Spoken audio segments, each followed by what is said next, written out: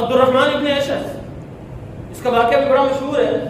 یہ عبد الملک بن مروان کے دور میں، یعنی کہ تقریباً 80-84 ہجری کا یہ واقعہ ہے، 80 ہجری کے قریب عبد الملک بن مروان کی حکومت تھی. یزید کے بعد مروان کی حکومت آئی تھی، مروان کے بعد عبد الملک کی حکومت آئی تھی، اور عبد الملک 21 سے 22 سال حکمران رہے. یہ بھی بنو امیہ کے تھے.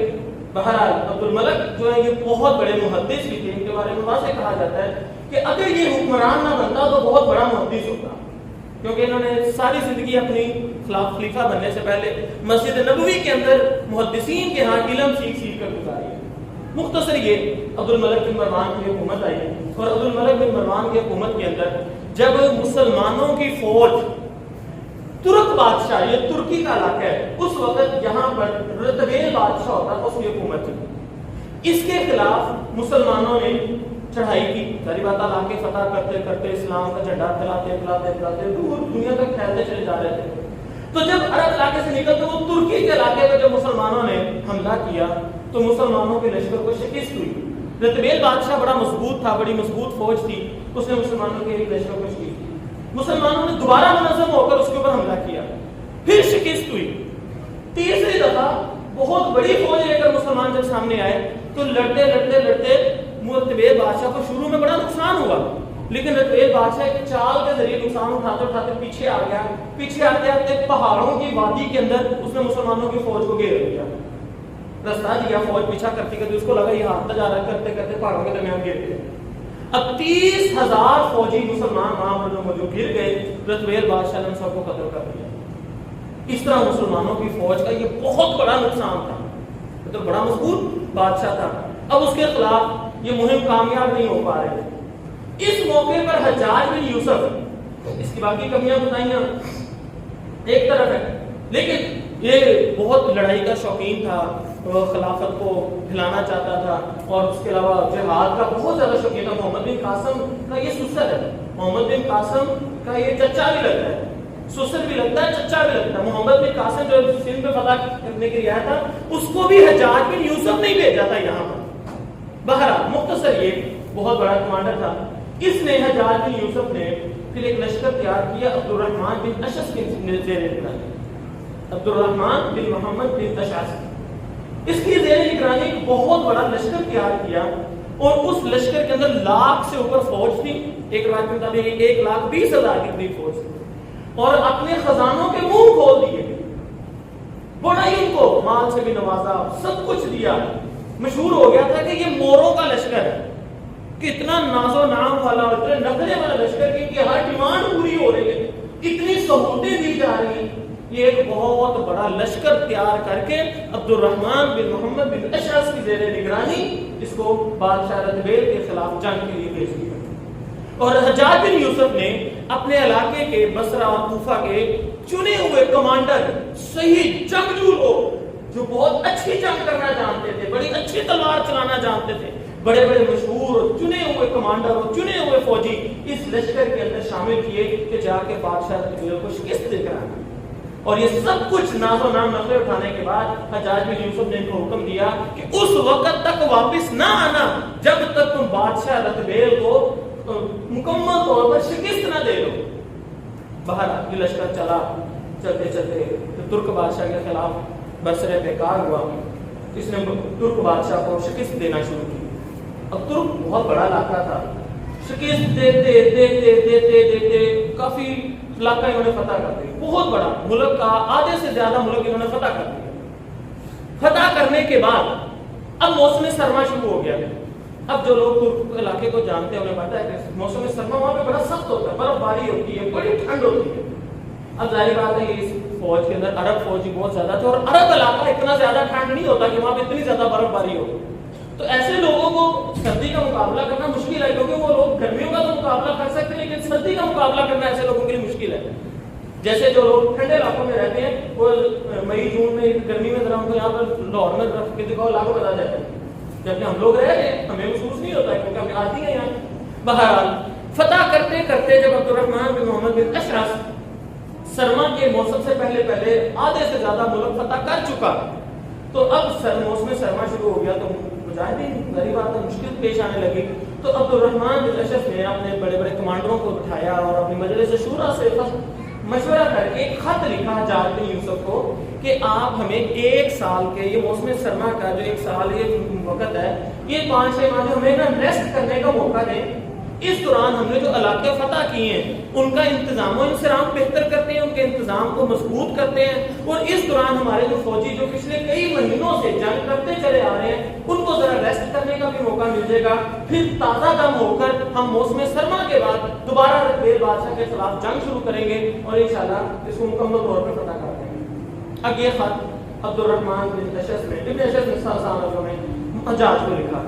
حجاج بن یوسف اب چونکہ ابن اشعث کے تھوڑا بہت کولڈ وار کسے کہہ لیں، ایک دوسرے کے درمیان تھوڑی سی چپلش چلتی تھی، ظاہری بات ہے وہ بھی کمانڈر تھا یہ بھی کمانڈر تھا، تو کمانڈر ایک دوسرے کا، جیسے وزیر بھی ایک دوسرے کے خلاف دل میں بات تو رکھتے ہیں نا، اپنے آپ کو زیادہ اونچا کرنا ہوتا ہے.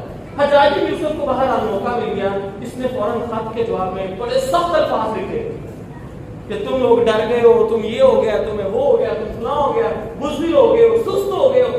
مجاہدین کا کیا کام ہے بزدل ہونا، سست ہونا، فلاں، جبکہ میں نے تمہیں کہا تھا کہ تم نے رتبیل بادشاہ کو مکمل شکست دے کے واپس آنا ہے، تم یہ کیا کام کر رہے ہو. بڑی سخت اس طرح الفاظ لے کے تم کو دیکھ دیا، بزدل بھی کہا، سست بھی کہا، ڈرپوک بھی کہا.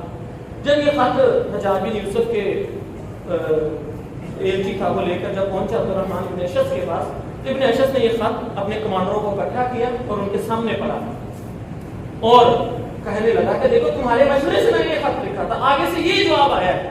جب تک تم لوگ اچھی طرح سمجھتے ہو کہ ہم کوئی بزدل نہیں، سست نہیں، ڈرپوک نہیں، ہم نے اس بادشاہ کو شکست دی ہے جو مسلمانوں کے 3 لشکروں کو پہلے شکست دے چکا تھا، مسلمانوں کے بڑی فوج کو قتل کر چکا تھا، ہم نے اس بادشاہ کو شکست دی ہے. لیکن دیکھو یہ آگے سے کیا جواب آیا. لوگ حجاج کو گالیاں دینے لگے. حجاج صاحب تو پہلے ہی تھا سخت مزاج، بہت اس کے کاغذوں میں ایک ہی سزا تھی، کسی نے غلطی کی اسے قتل کر دو، اس نے غلطی کی اس کو قتل کر دو. بہت زیادہ سخت مزاج آدمی تھا. بہرحال مختصر یہ کہ عبد الرحمن بن اشعث کے فوجیوں نے حجاج کو گالیاں دینا شروع کر دی، سخت بولنا شروع کر دیا، یہاں تک کہ ایک بندے نے کھڑے ہو کر کہا کہ ہم حجاج کی بیعت توڑ دیتے ہیں. اب یہاں سے بغاوت شروع ہوئی. پہلے آپ معاملے کو سارا سمجھ گئے، اب دیکھیں بغاوت شروع ہو گئی. ایک فوجی نے کہا کہ ہم حجاج کی بیعت کو اپنے گلے سے اتارتے ہیں، ہم آج کے بعد حجاج کو اپنا کمانڈر ہی تسلیم نہیں کرتے. کوئی ہم عبد الرحمن بن اشعث کو اپنا کمانڈر تسلیم کرتے ہیں، آج کے بعد ہم اس کے ساتھ مل کر جو بھی معاملہ ہوتا ہے. لوگوں نے بہت سارے لوگ اٹھے، ان کو بھی غصہ آیا تھا. جب فتنہ ہوتا ہے بات یہ کہ سارے یا تو قرآن و حدیث کو سمجھتے ہو نا، ان کو پتا ہو کہ یہ بغاوت ہو رہی ہے. مسئلہ یہ کہ لوگوں کو پتا تو ہوتا نہیں، یہ بغاوت تو بڑی دور کی بات ہے. لوگ بنیادی عقیدہ نہیں پڑھتے، لوگ قرآن ترجمے سے نہیں پڑھتے، اسی لیے یہ دعویٰ کرنا کہ لوگوں کو دین کی پہچان ہے، یہ اتنی آسان بات نہیں ہے.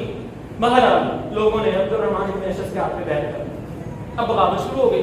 عبد الرحمن بن اشعث اس بغاوت کا کمانڈر بن گیا اور لوگوں نے ان کا ساتھ دینا شروع کر دیا. اب وہی موروں کی فوج، وہی فوج جو بڑی طاقتور تھی، بڑی اچھے کمانڈر تھے، اب اس نے حجاج کے خلاف خروج شروع کر دیا. سب سے پہلا نقصان وہ رتبیل بادشاہ، اس سے صلح کرنی پڑی. عبد الرحمن ابن اشعث نے جس بادشاہ کو شکست دی تھی اب اسے صلح کا پیغام بھیجا کہ میں تجھ سے صلح کرتا ہوں، تیرے اوپر مزید حملہ نہیں کروں گا، تجھے نقصان نہیں پہنچاؤں گا، تجھے ہمیں کچھ نہیں کرنا ہماری، بلکہ تجھے مدد کرنی ہے حجاج کے خلاف. رتبیل بادشاہ کہتا ٹھیک ہے، مجھے اور کہہ رہی ہے، میرا تو ملک ڈوب رہا تھا. تو اس نے صلح کر لی اور باقاعدہ مدد کی بھی یقین دہانی کروائی. بہرحال عبد الرحمن بن اشعث اب اپنی فوج کو لے کے واپس حجاج کے خلاف چلا. جاتے ہی بصرے میں داخل ہوا، بلکہ خراسان کا جو بادشاہ تھا ابن مہلک، اس نے اس کو روکا بھی کہ نہ کر ایسے. اس نے پہلے اس کو بھی ساتھ ملانے کی کوشش کی ابن اشعث سے، لیکن وہ ساتھ نہیں ملا. مختصر یہ کہ جب یہ بصرہ میں داخل ہوا، بصرہ اور کوفے کا اس وقت گورنر حجاج بن یوسف تھا. جیسے میں نے پہلے بتایا کہ بڑا سخت مزاج تھا، تو لوگ اس کی سختی کی وجہ سے بڑے تنگ تھے. لوگوں کو موقع مل گیا، بصرہ کے لوگوں نے حجاج کی بیعت توڑ کر ابن اشعث کے ہاتھ پہ بیٹھ کر پھر ادھر سے اب حجاج بن یوسف نے اپنی فوج کو بھیجا عبد الرحمن بن ابن اشعث کی فوج کو مقابلہ کرنے کے لیے. تو ابن اشعث کی فوج نے حجاج کی فوج کو شکست دے دی. پھر دوسرے مقام پر سامنا ہوا، پھر شکست دے دی. تیسرے مقام پر سامنا ہوا، پھر شکست دے دی. یہاں تک کہ بڑے آرام سے بصرہ کے اندر ابن اشعث داخل ہو گیا اور حجاج کو بصرہ سے بھاگنا پڑا. بصرہ سے بعد ساتھ ہی کوفے کا علاقہ لگتا تھا، کوفے کے اندر بھی داخل ہو گیا اور کوفے کے بھی بہت سارے لوگوں نے جو حجاج کے ظلم سے تنگ تھے اس کے اوپر بیعت کر دی. یہاں تک کہ بہت سارے علماء بھی اس میں کچھ شامل ہو گئے. لیکن یہ بات یاد رہے، جو علم کے اندر پختہ تھے وہ روکتے رہے. سعید ابن مسیب زندہ تھے، وہ لوگوں کو روکتے رہے کہ نہ کرو. یہاں پر حسن بصری رحمہ اللہ علیہ زندہ تھے، لوگوں کو روکتے رہے کہ لوگوں یہ بغاوت نہ کرو.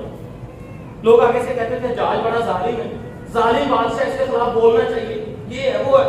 تو حسن بصری رحمہ اللہ علیہ کہا کرتے تو لوگوں، اللہ کے بندو سمجھو، حجاج تمہارے اوپر اللہ کا ایک ظلم، اللہ تعالیٰ کی ایک عذاب ہے. اس عذاب کو، اللہ کے عذاب کو اپنے ہاتھوں سے دور نہیں کر سکتے. تم اللہ کے عذاب سے بچنا چاہتے ہو نا، تو توبہ استغفار کرو، دین کے قریب آؤ، دین پر عمل کرنے والے بن جاؤ. اللہ اس عذاب کو تم سے ختم کر دے گا. اللہ کے عذاب کو ہاتھوں سے نہیں ٹالا جاتا، اللہ کے عذاب کو دعاؤں سے ٹالا جاتا ہے. اللہ کے عذاب کو توبہ طائب ہو کر ٹالا جاتا ہے. انبیاء کرام کی زندگی پڑھ کر دیکھ لیں، جب حضرت یونس علیہ السلام کی قوم پر بھی عذاب آنے لگا، انہوں نے توبہ طائب کیا، اللہ کا عذاب ٹال لیا. بہرحال لوگ نہیں مانے. اب یہ فتنہ زور پکڑتا گیا، یہاں تک کہ کوفے اور بصرے کے اوپر عبد الرحمن ابن اشعث کی حکومت قائم ہو گئی. اب ادھر سے عبد الملک بن مروان، اب جب یہ بہت سارے 80 مار کے ہوئے، 80 مار کو عبد الرحمن ابن اشعث ہی کا فتح پاتا رہا.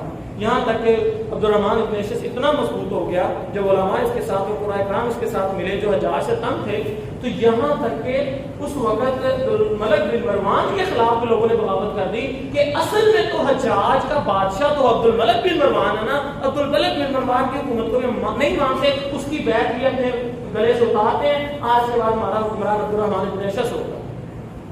اب عبد الملک بن مروان کو پریشان کہ ان کا تو صرف اور صرف یہ مطالبہ تھا کہ حجاج کو ختم کر دو، اور میں نے ان کا مطالبہ مان بھی لیا ہے کہ ٹھیک ہے میں حجاج کو معزول کر دیتا ہوں، اور کوفے کے اوپر، بصرے کے اوپر، اور جتنا بھی ترک علاقہ ابن اشعث نے فتح کیا، میں ابن اشعث کو اس کا گورنر بناتا ہوں.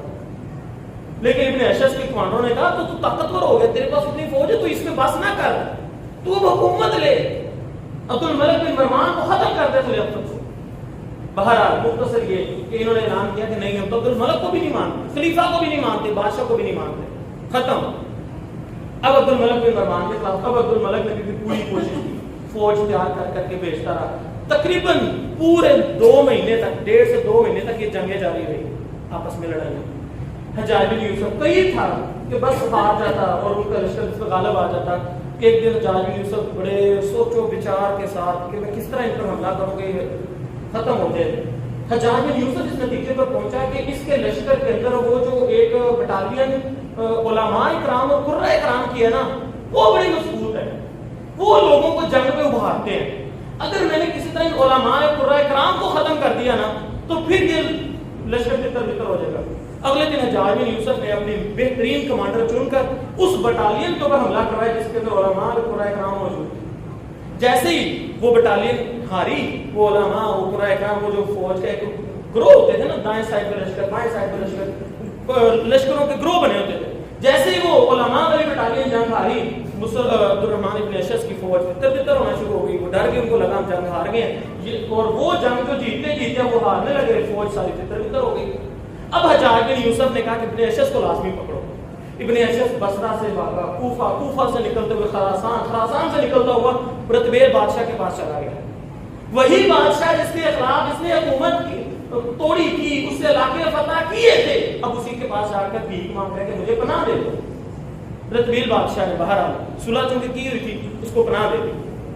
اب ذرا غور کریں، اب حجاج بن یوسف نے اب عبد الرحمن ابن اشعث کو پکڑنے کے لیے خط لکھا رتبیل بادشاہ کو کہ عبد الرحمن ابن اشعث کو میرے حوالے کر دے، ورنہ میں خود اپنا لشکر لے کر تیرے ملک کے اوپر چڑھائی کر دوں گا اور زمین تیرے اوپر تنگ کر دوں گا. اس نے آگے سے ایک ڈیمانڈ کی کہ میرے کچھ سالوں کا خراج معاف کر دو یا کم کر دو. بہرحال صلح ہو گئی اور رتبیل بادشاہ نے خود ہی، جس نے پناہ دی ہوئی تھی عبد الرحمن ابن اشعث کو، بیڑیاں بنا کر حجاج بن یوسف کے پاس بھیجنے کے لیے قید کر دیا. اب جو فوجی جنہوں نے لے کر جانا تھا، رستے میں جس جگہ پہ پڑاؤ ڈالا ہوا تھا، عبد الرحمن ابن اشعث بیڑیاں پہنی ہوئی ہیں، اس نے اونچی جگہ سے گزر رہے تھے، وہاں سے چھلانگ ماری اور خودکشی کر لی. بہرحال رتبیل بادشاہ اس کا سر کاٹ کر حجاج کے خدمت میں بھیج دیا کہ میں نے تیرا بندہ تجھے بھیج دیا. اب مختصر اس کے نتائج کی طرف آتے ہیں. سب سے پہلے عبد الرحمن ابن اشعث کتنا بڑا کمانڈر ہے کہ جس سے حجاج بن یوسف جیسا کمانڈر بھی خار کھا رہا ہے. اتنا بڑا کمانڈر اور اتنے بڑے بادشاہ کو شکستیں دینے والا، مسلمانوں کی فتوحات کو بڑھانے والا، لیکن جب بغاوت اور خروج پہ نکلا اللہ کی برکت اٹھ گئی. اب دیکھو کیا ہوا, وہ آدمی پہلے تو صرف اب گنہگار تھا بغاوت کے معاملے میں, چلو توبہ طائب ہو جاتا, معافی ہو جاتی. اب اللہ تعالیٰ نے ایسی دین کی بے برکتی اس پہ ڈالی, ایسی دین کی دوری اس پر غالب آئی کہ اپنے خودکشی کر لی. خودکشی کرنے والا بندہ جنت میں کہاں جائے؟ بہرحال اپنی سزا بھگتے گا. اللہ کے نبی صلی اللہ علیہ وسلم نے فرمایا انسان جس چیز کے ساتھ خودکشی کرے گا قیامت والے دن اپنے آپ کو جہنم میں بھی اسی چیز سے سزا دیتا رہے گا. بہرحال پھر دوسری چیز, دوسرا نقصان, وہ عبد الرحمن ابن اشعث جو رتبیل بادشاہ کو ناکو چنے چموا چکا تھا, بعد میں اسے بھیک مانگ رہا پناہ کی. دوسرا نقصان پڑا. تیسرا نقصان, وہ فوج جو اتنی منظم تھی کہ پورے ترک کو فتح کر سکتی تھی, آپس میں لڑ کر ہزاروں کی تعداد میں جب اپنے مسلمان فوجی شہید ہوئے تو کیا ہوا نقصان کیا ہوا, وہی ترک علاقہ جو باقاعدہ فتح کیا ہوا تھا اس کے کافی سارے حصوں سے دستبردار ہونا پڑا. کتنا مالی نقصان ہوا, کتنا زیادہ جانی نقصان ہوا, کتنے علماء فوت ہوئے.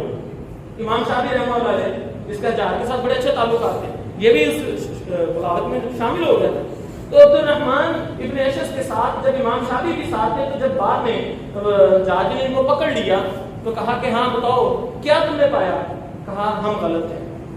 امام شافعی نے صاف کہا کہ میں غلط تھا, میں سمجھتا تھا کہ آپ بہت زیادہ سخت مزاج ہیں, اس وجہ سے ہم نے ان کا ساتھ دیا, لیکن میں سمجھتا ہوں کہ ہم نے غلطی کا ساتھ دیا اور وہاں پر جانے کے بعد ہم نے کوئی نیکی کا کام نہیں حاصل کیا, نہ دنیا کو صحیح کر سکے نہ آخرت کو صحیح کر سکے. بہرحال ہم نے آپ کو اچھا پایا. مختصر یہ کہ اس کو امام شافعی رحمہ اللہ کو حجاز میں چھوڑ دیا. لیکن بہت سارے علماء کرام جو بغاوت میں شریک تھے, جو اس کو صحیح سمجھتے تھے, اسے قتل بھی کر دیا. لیکن مختصر یہ کہ اب آپ یہ دیکھیں کہ ایک اتنا بڑا لشکر جو مسلمانوں کی فتوحات کا علامت بنی ہوئی تھی, مسلمانوں کی طاقت تھی, خروج اور بغاوت میں آ کے کس طرح ذلیل